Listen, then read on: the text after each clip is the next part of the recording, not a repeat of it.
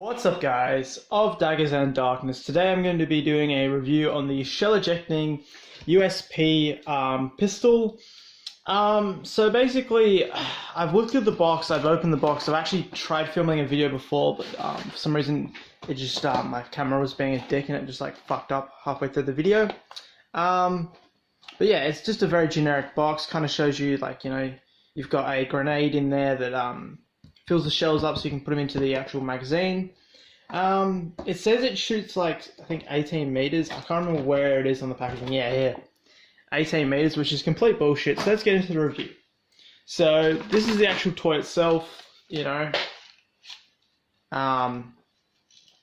quite unique, it's the only shell ejecting pistol. So that was kind of like the buy point for me. I was like, oh, I'll just buy it and do a review. If it's shit, it's shit, So I'll put in like maybe 4 shells, I reckon. See, it's meant to come with only 8, but I've got 10. So I don't know if that's every single case. They give you like 2 spares that are just floating around. But I've already put the gel balls in here. So all you do is push in, give it a little shake, and it doesn't want to work. So that's perfect, because like before it was working, and now it doesn't want to work. See, like, guys, doing reviews, honestly, sometimes it's very, very difficult in the sense that, like, one thing that fucks up the first time goes perfectly fine, but then, like, 4 other things fuck up.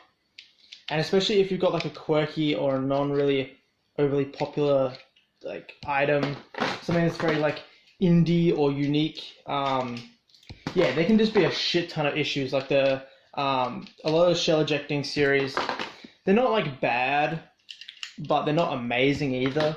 Like, they're more for, like, those gel ball fans that collect them.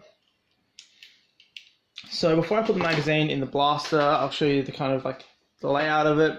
Shell ejecting area when you cock back.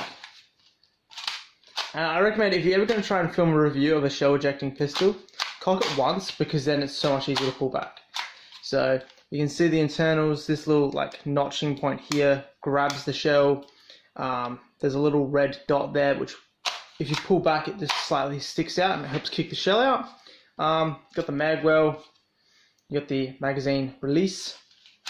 So yeah, let's get into it. I mean, I've got a suppressor that comes with it, so I could put it on if you guys want. It kind of makes it easier because you can use the suppressor interlocks with the slide, and you can actually eject instead of pulling back. You can push back on the shell on the actual suppressor, kind of like the Glocks did.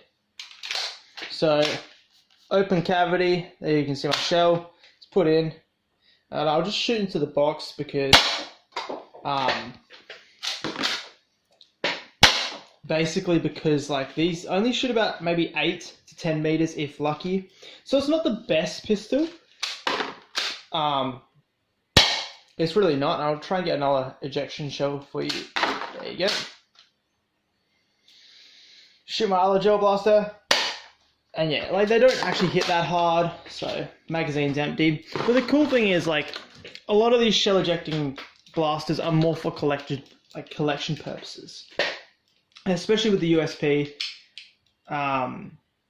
it's more for collectors and hardcore gel blaster fans that, put majority of them up on, like, their walls and stuff. Because, obviously, you're not going to take this into a game because, like, I considered at the time taking my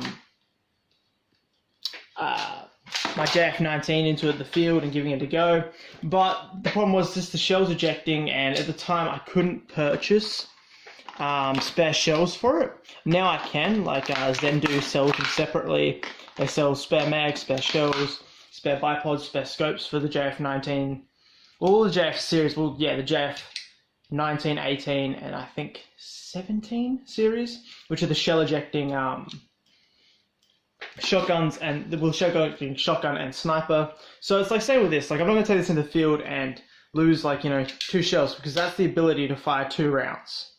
So it's like, I've got 10 shells, I mean, if I had another magazine, that would be cool with spare shells, but there's no way to really catch the shells, and I don't know how to, well, it's not I don't know how to, it's just going to be so clunky putting on something to actually catch the shells. And the other problem is they get jammed. As you can see, it got jammed then. because it tried to feed one shell at a time, or one shell after the second shell, even before the first shell had ejected fully. And believe it or not, that is a continuous issue with all these bloody shell ejecting blasters. If you half eject the shell and like it doesn't fully eject, like as you can see, it's not ejecting right now. If it doesn't fully eject, it will try and feed the shell below it into it, and that's what causes the jam. And also, like, okay guys, so to properly understand the shell ejecting series, after owning a couple of them, you need to understand one thing when you're using these. It doesn't matter if you're just target shooting, because these are fine for target shooting, like the JF19 and 18 snipers are fine for target shooting, they're really good. You know, 6mm are quite strong and stuff like that.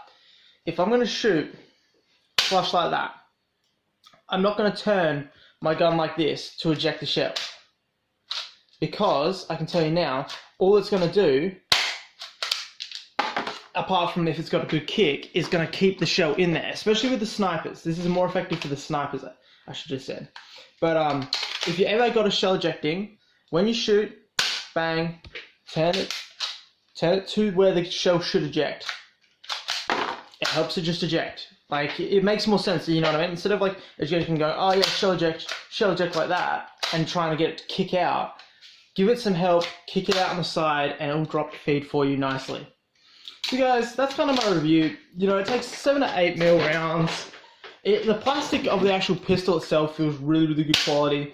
Not like amazing, but because it doesn't have a motor in it or anything, they've done some really nice, like, some really decent work to it. But yeah, it's just kind of fun blaster. It's like big and chunky for a pistol. Like, it really feels like really good in your hand. But yeah, it's kind of just nice for like a more of a ornamental purpose, or just a kind of like a cool target shooter. You guys, tell me what you think in the comment section below. And yeah, definitely don't forget to like, subscribe, turn on the notifications, because there should be some more videos coming up very soon. I'm going to a skirmish on this weekend. This Sunday I've got a skirmish. So obviously I'm going to try and film that for you guys so I can get some footage for my YouTube. And yeah, go over to my Instagram, same username as my YouTube, so just search Of Daggers and Darkness. I don't think I've got dashes in between. I think I've got spaces. I'm not 100% sure. I can't remember.